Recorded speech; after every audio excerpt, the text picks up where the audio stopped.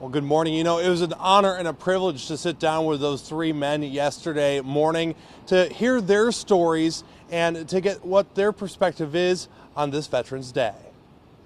It all started on the golf course over a decade ago. I know how you write. I have to write it for you. Meet 94-year-old World War II vet Frank Iritano, 90-year-old Korean War veteran Paul Ramsey, and 74-year-old Vietnam veteran Thomas Slatton. Frank was in the Pacific for the Navy during World War II, Thomas was in Vietnam for the Navy, and Paul was down in Panama for the U.S. Army, helping train those going over to Korea during the Korean War. They like to get together once in a while and bond over coffee when they're not on the links. After all, they're a band of brothers. And it's easy to say at 94 that Frank is the leader of the bunch. This guy's busy all the time. He was busy. And quite the character. I have a hard time hitting 160, 170 yards today. But my short game's still pretty good, though. Besides the golf connection that these three men share, they tell stories of the past. I was playing professional baseball in upstate New York, and my mom called me and said, you got drafted, you got a report September the 4th. That was in August, so I went and drafted 2 years in the Army.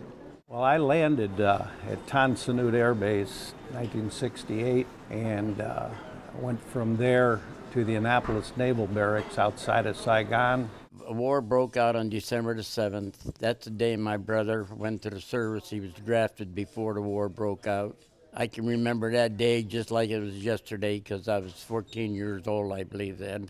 From then on, that was on my mind ever since the war broke out. Sharing words of wisdom and lessons learned while serving our country that have kept them going all these years later. My captain always told me to live life to the fullest and keep everything honest. For me, it was integrity.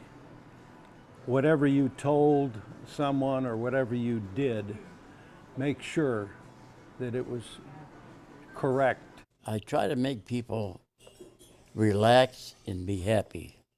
Even when I was in the service, I tried to, the same way. These three men are proud to be Americans and to have served their country with pride and honor, and they would serve again in a heartbeat. Love your country, be a patriot in your heart, not just for looks. If there's something you believe in, try to do it. You know, looking back on this and when I was putting this story together yesterday, I could have put three different stories together. All of these men had so much to say and had so much wisdom to share. It was an honor and a privilege to sit down with them and hear their stories. Reporting in Metro Detroit, I'm Peter Maxwell, 7 Action News.